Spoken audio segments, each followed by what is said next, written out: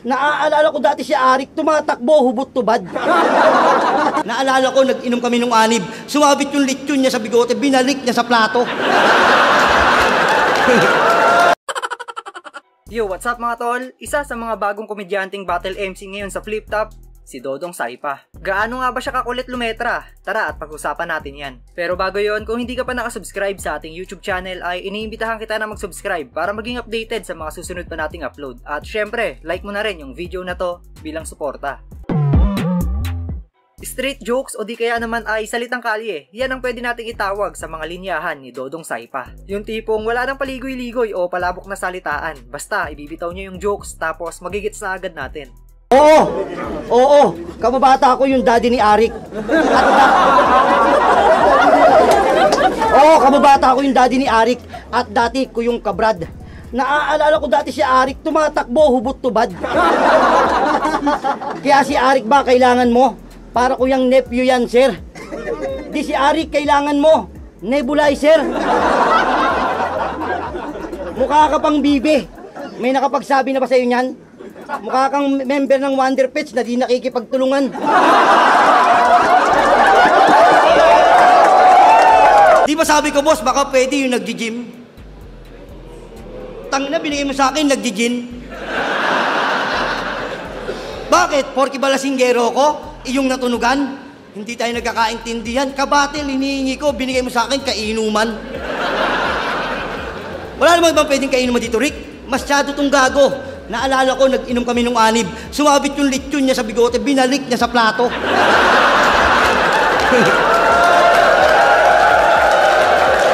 Ang tanong, sa mga sinabi ko, ang tanong, kaya mo pa ba? Sumasakit na ulo mo, no? Ulo, gagi, baka tanga ka.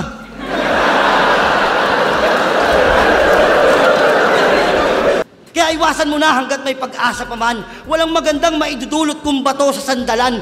Pansin mo ba sa mga tindahan sa inyo, di ka na pinagbibentahan? Kasi ikaw lang narinig kong nabili ng foil lang nagdadahilan. Pabili ng foil, mag-iiyaw ako. Defensive ang putang ina. Kapag nanonood ako ng battle ni Dodong Saipa, para akong nakikinig sa tropang nagkukwento o nagpapatawa sa inuman eh. Ganon yung vibe ng mga jokes niya at isa yon sa dahilan kaya marami siyang napapasaya dahil sobrang natural ng pagpapatawa niya. Aminado naman ako, pinalaki rin ako sa ambrad. Ikaw, alam mo ba saan ka pinalaki? Sa ambag. Nag-ambag-ambag.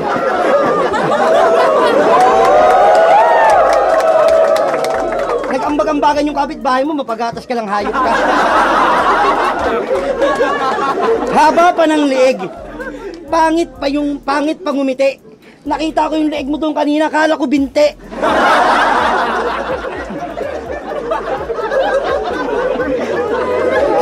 Pero mali lang ni Arik, nagawa niya tayong pagtapatin. Pero boss, ano bang klaseng matchup to? Ayoko to kalabanin. Ayoko. Kita mo, para matuloy na itong labas, Kuya Dennis pa, nagtulak sa akin.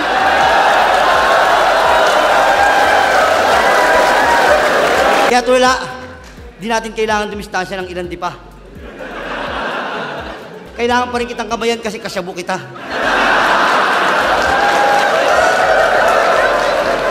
Di, sana may mga napulot kang payo mula sa iyong barkada. Huwag na huwag kang gagamit, kundi mo ako sasama.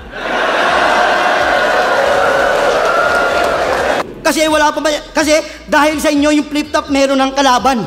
Wala pa man yung PSP, kayong dalawa nagsagpangan.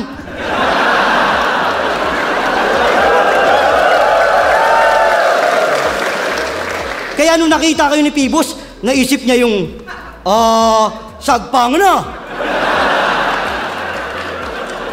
Kaya malamang kayo rin magiging dahilan para maisip ni Arik yung tanggalan na. Nag-uumpisa pa lang itong magpakitang gilas sa flip top kaya asahan natin na mas lalo pang gagaling itong si Kuya Dodong Saipa natin. May ikukulit at ilulupit pa to sa entablado lalo na kapag nabigyan ng mas marami pang pagkakataon. Dahil hindi lahat madadaig mo, batch. Kabaliwan na sinasabi mo eh. Hindi na yan bars. Hindi ka sick porque nagkaroon ka ng SARS at tandaan mo mananaig pa rin ng jokes over drugs. Tangina kasing kalaban to. Kung ano-ano ginagawa sa mga liga. Nagbibihis babae ng lalaplap ng bading kadiri ka. Oo, aminado, galing ako sa bilibid at di ko yun tinatanggi. Kaya wag ka sa akin magpakita ng puwet. Sanay ako sa marumi.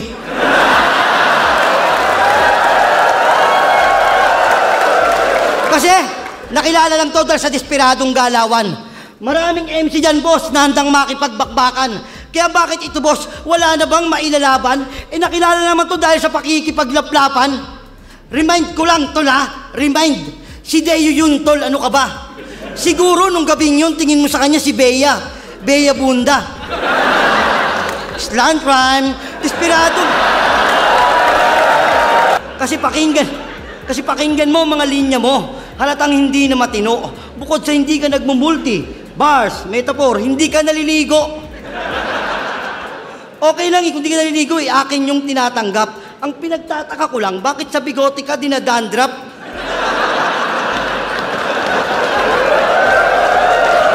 Kita mo naman ngayon, pangalang Shaboy, tumutunog na. How ironic na Deo lang pala magiging dahilan para pumutok ka.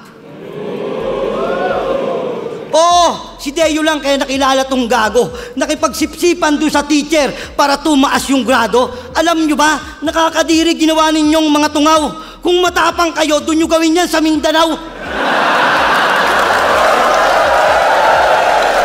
Pero di ubre yung komedya mo. Masaya ako sa pamilya ko. Di ko kailangan ng stress reliever.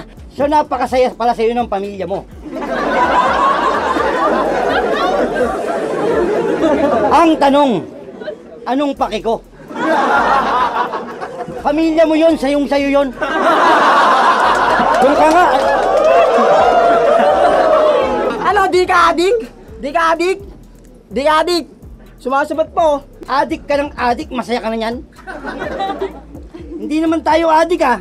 Biktima lang.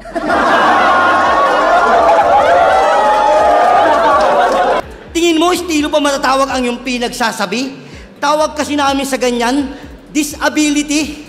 Marami ka pa kasing sinasabi na hindi na nilabit. Tulad ng materyales sa ipinangako ang panganib. Pati ulo ko sumasakit. Paglobat ka, yung bara mo ang Wex.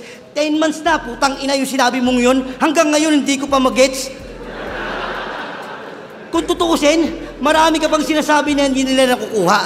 Kaya gusto kitang tanungin, kuya, saan ka nakuha?